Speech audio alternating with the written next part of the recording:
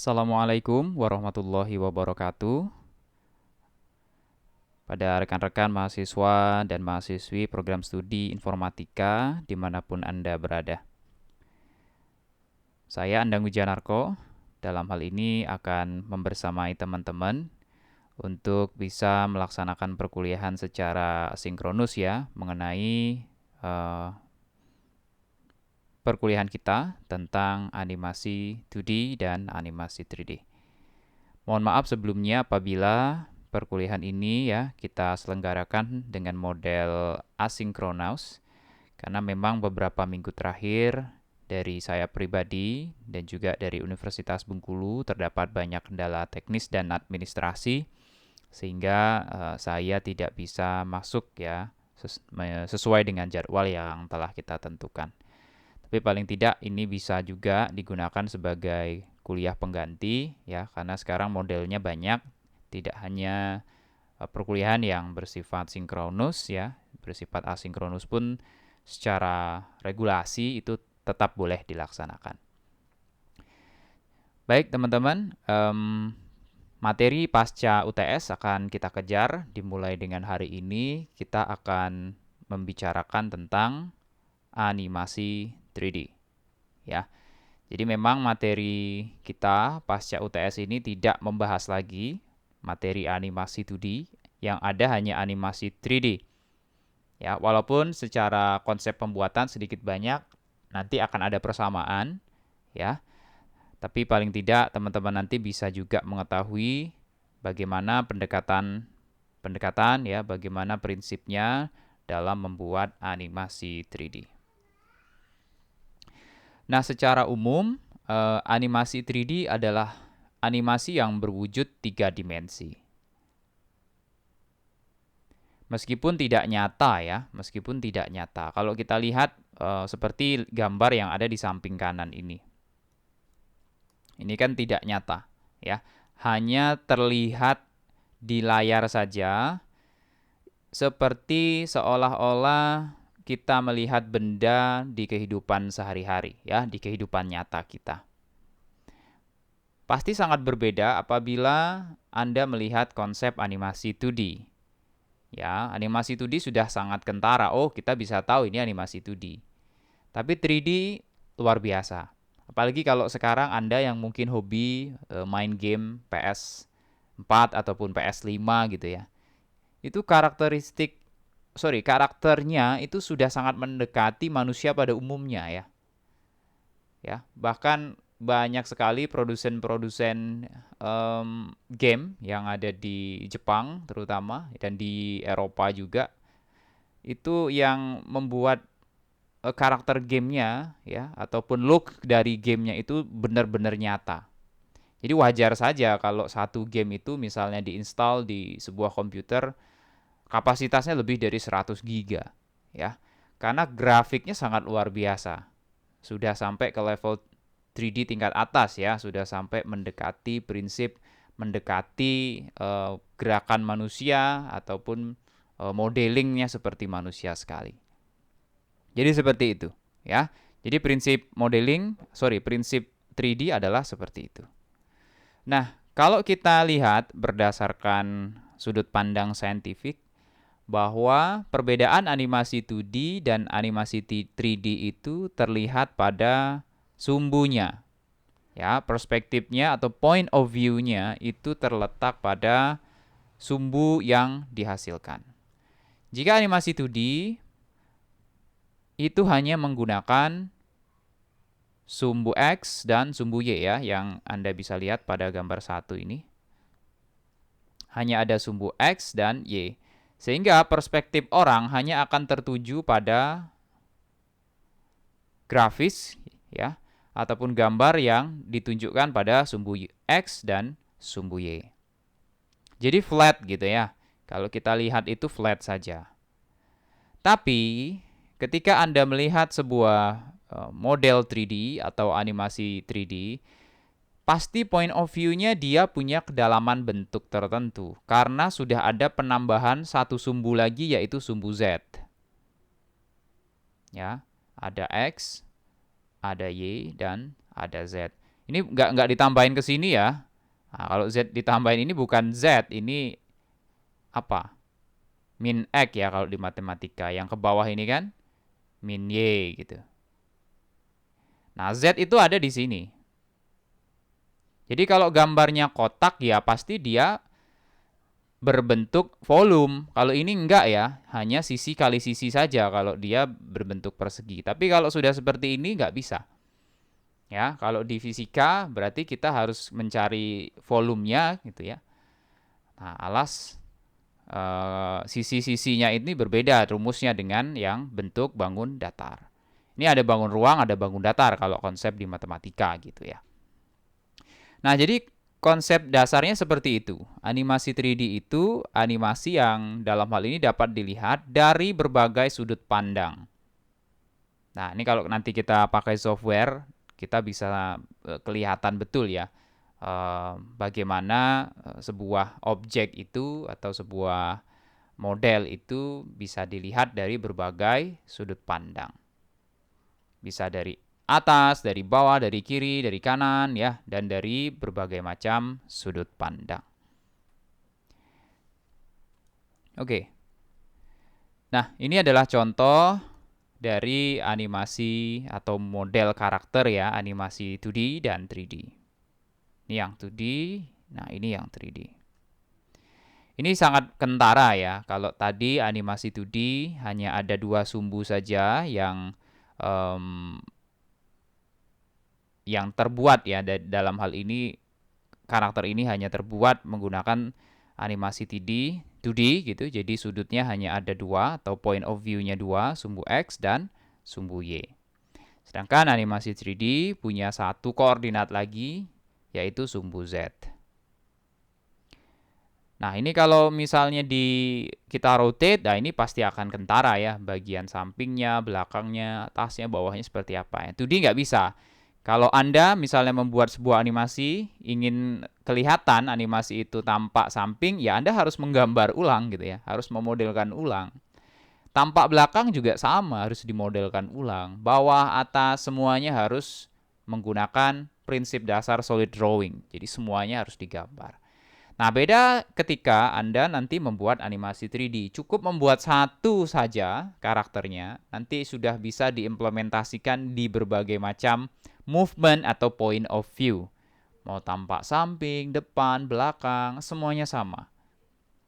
Ya, semuanya sama. Apalagi nanti kalau misalnya ada ini ya, ada ekspresi tertentu yang nanti akan ditampilkan. Nah, itu juga bisa menggunakan konsep yang lain.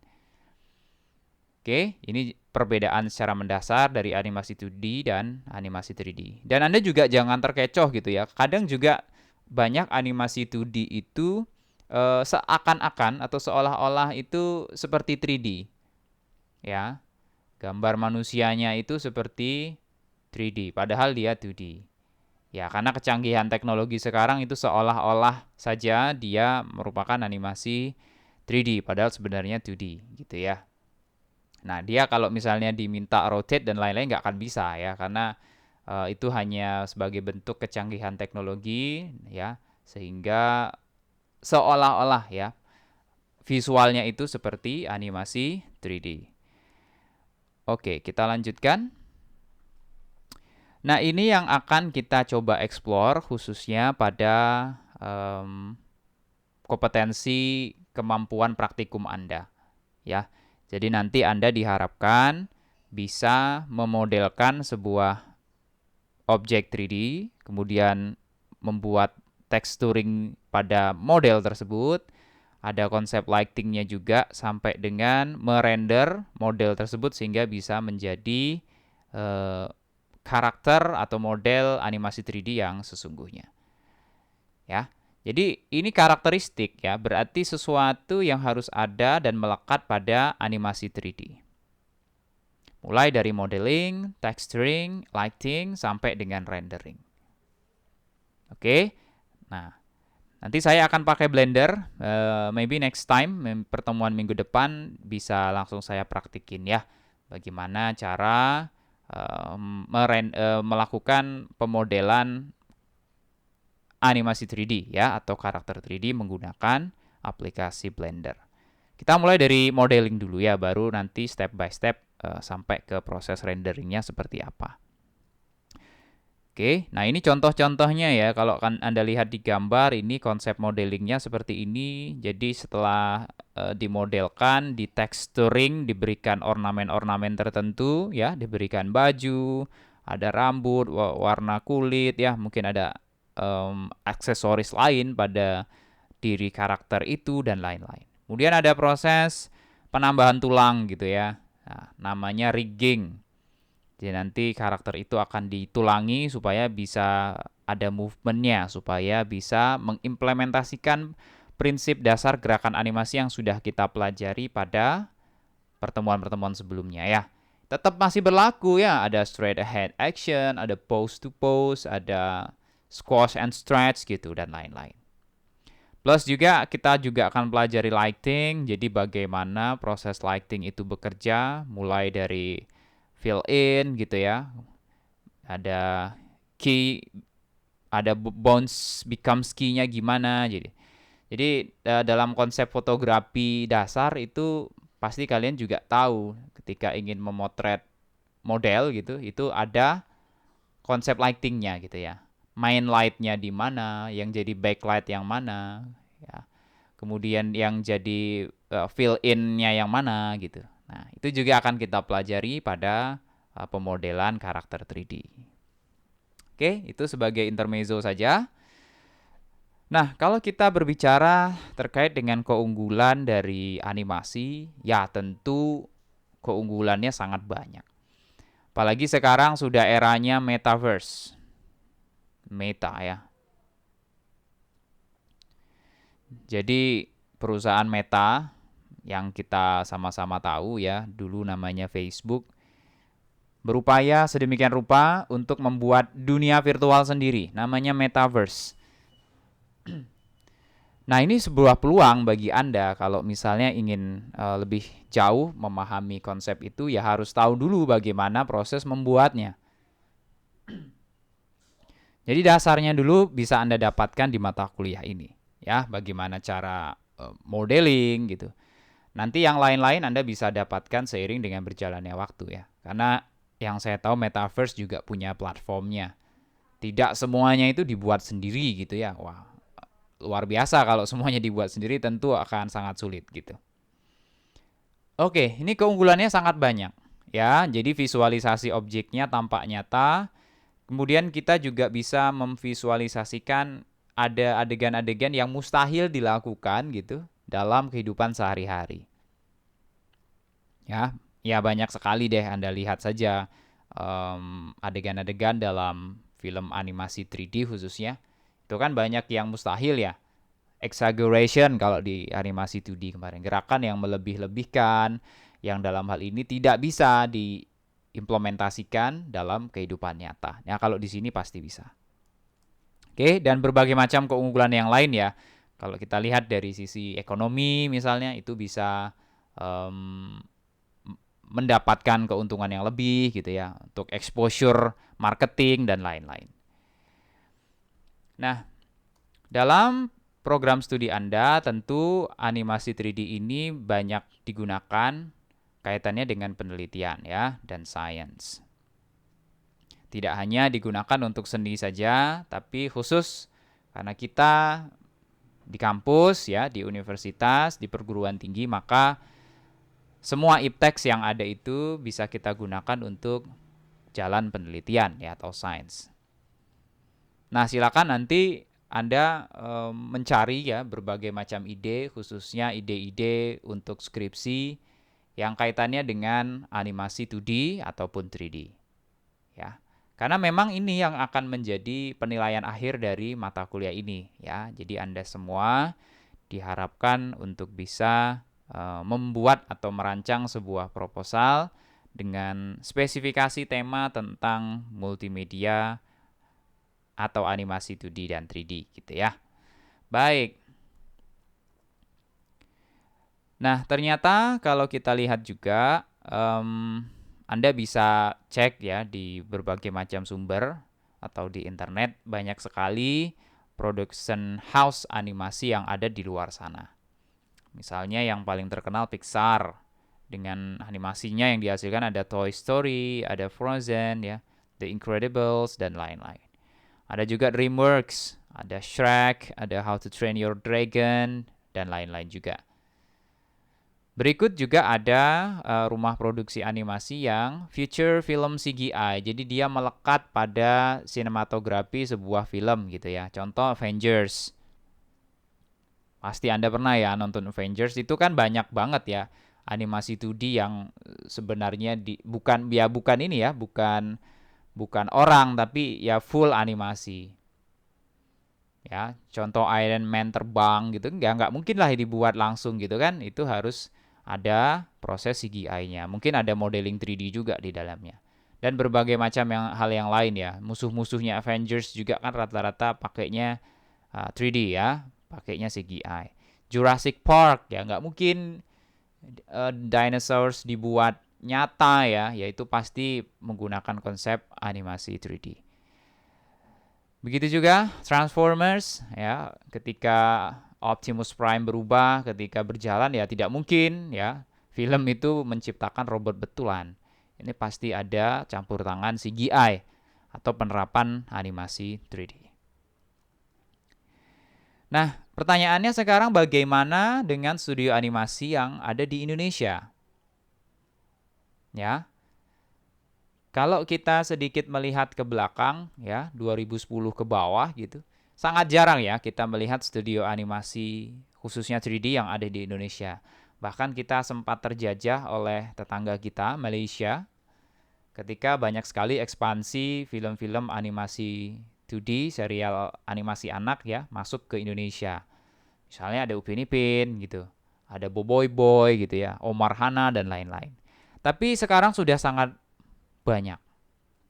Ya, bahkan Nusa pun beberapa waktu lalu sudah mengeluarkan sebuah film ya. Ini juga ada Rico the Series, ada Bima Satria Garuda, name it ya, banyak sekarang. Artinya kita sudah bisa bersaing. Ya memang SDM kita banyak ya. Kalau Anda lihat dan pernah membaca gitu info dari salah satu media, animator kita itu di luar negeri banyak sekali. Bahkan juga terjun dalam membuat animasi-animasi atau sebuah film atau sebuah karya di Hollywood gitu ya. Itu banyak orang Indonesianya. Bahkan di Malaysia salah satu animatornya ya di studionya Upin Ipin itu juga ada orang Indonesia. Oke, sebenarnya sangat banyak ya. Sekarang ya kalau iklan dari dulu Indonesia main gitu ya. Bisa meramaikan pasar itu untuk khusus yang iklan. Tapi untuk film baru kita lihat belakangan ini. Ya mudah-mudahan karena disupport oleh pemerintah, ekosistemnya sudah terbangun, nanti kita bisa melihat ya bagaimana karya-karya anak bangsa mungkin juga bisa mendunia. Oke teman-teman, itu materi untuk pertemuan kali ini. Ya, silakan disimak tadi. Dan saya punya oleh-oleh untuk teman-teman semua karena ini yang sudah saya instruksikan sejak awal ya. Mungkin Anda ingat ketika pertama kali kita masuk di GB5 bahwa luaran dari mata kuliah ini Anda diharapkan dapat membuat proposal ya, proposal skripsi dengan tema atau topik animasi 2D ataupun 3D. Nah, silakan dibuat dari sekarang ya. Untuk pekan ini wajib dikumpulkan sampai tanggal 15, itu berarti Jumat depan maksimal pukul 23.59.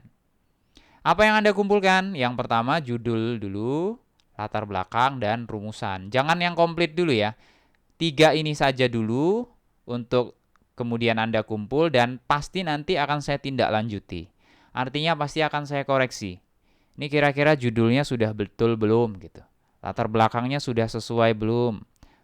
Rumusan masalahnya sudah tepat belum? Nah, itu pasti akan menjadi bahan diskusi kita nanti.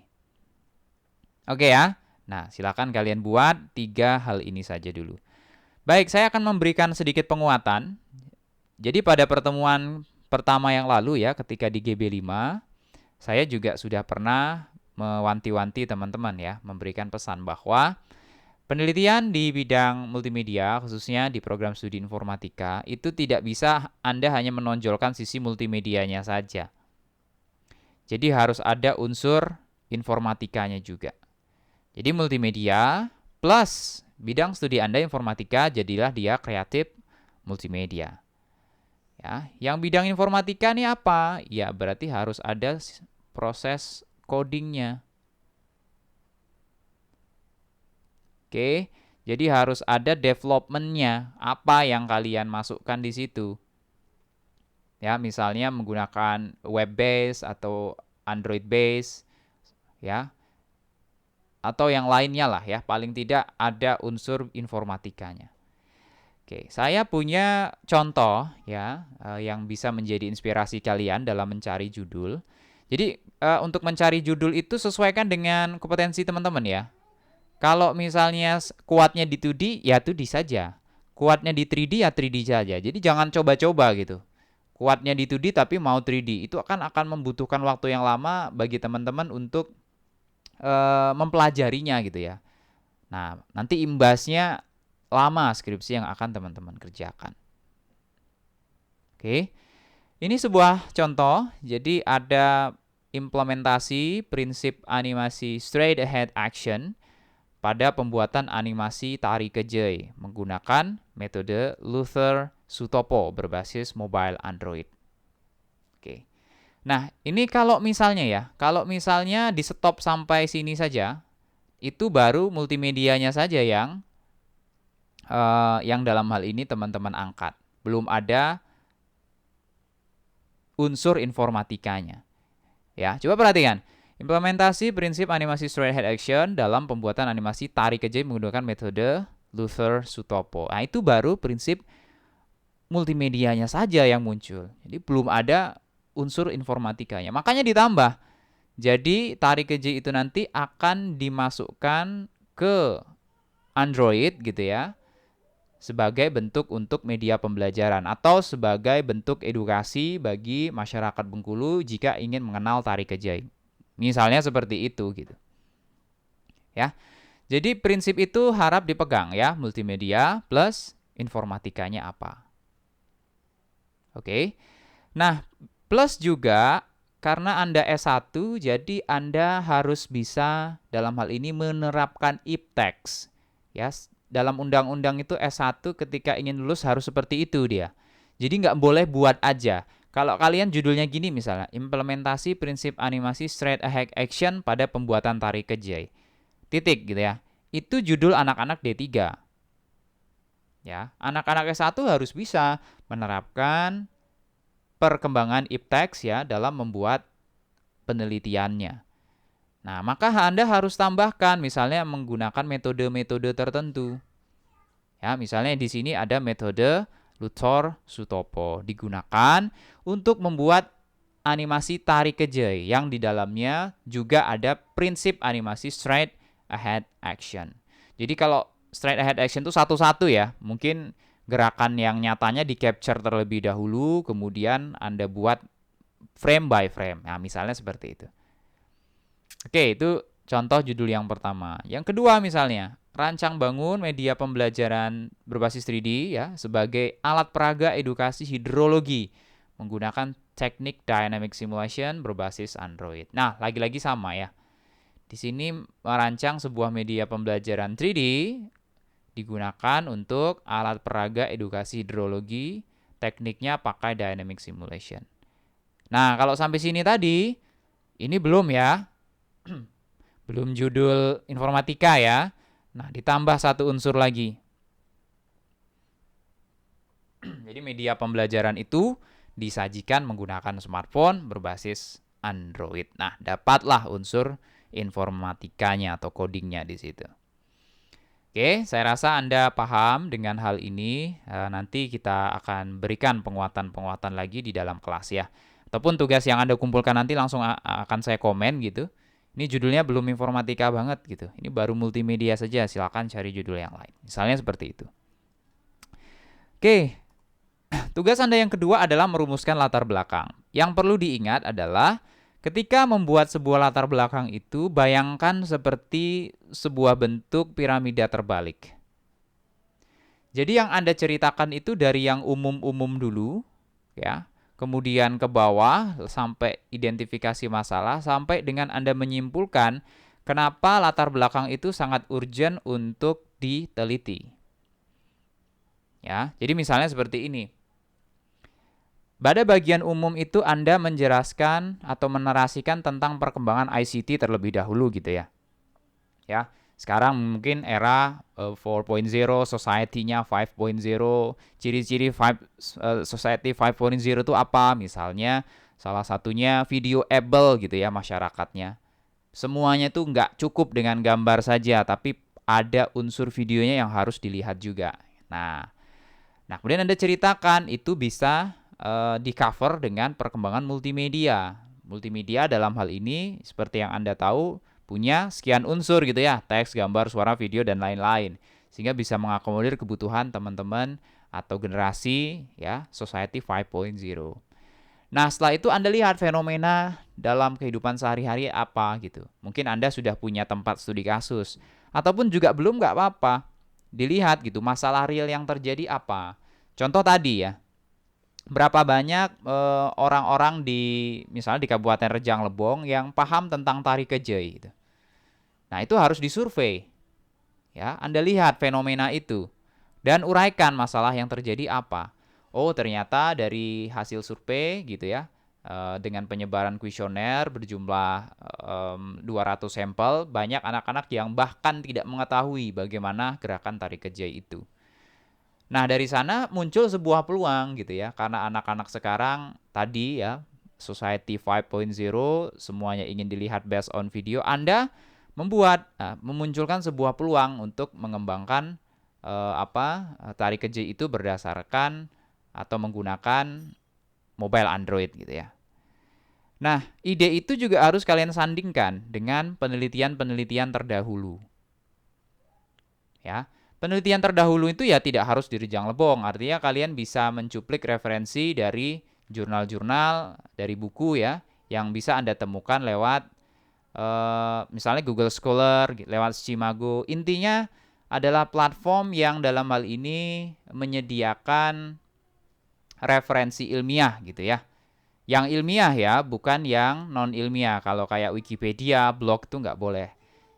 Ya, yang ideal yang biasanya digunakan adalah jurnal. Bisa jurnalnya berbentuk jurnal nasional ataupun internasional jurnal. Nah, setelah Anda uraikan masalahnya apa gitu ya, 1, 2, 3, 4, plus juga disandingkan dengan penelitian terdahulu, baru terakhir Anda simpulkan. Nah, berdasarkan uraian yang penulis gitu ya, yang penulis uraikan di atas, adapun identifikasi masalah yang ada adalah 1, 2, 3, 4 gitu.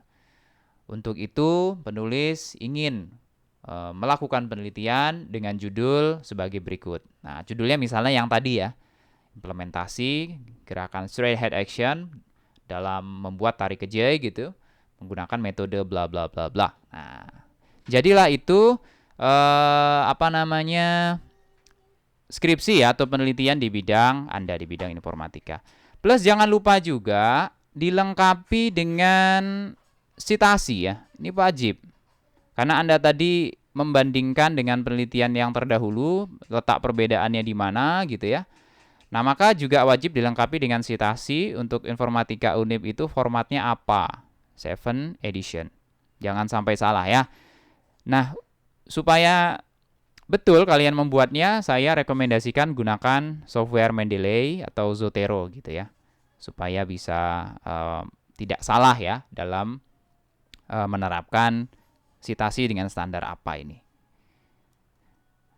Oke, itu tadi latar belakang. Kemudian ada rumusan nih. Jadi rumusan itu sebenarnya turunan dari latar belakang. Apa yang ingin kalian selesaikan? Ya, dalam penelitian itu. Nah, banyaknya rumusan itu tergantung dengan apa yang ingin kalian buktikan. Karena siogianya penelitian itu adalah ingin meneliti sesuatu yang belum tahu jawabannya apa. Kalau sudah tahu jawabannya nggak usah diteliti gitu ya. Penelitian kan seperti itu. Anda mau neliti apa, pasti Anda belum tahu jawabannya. Oke?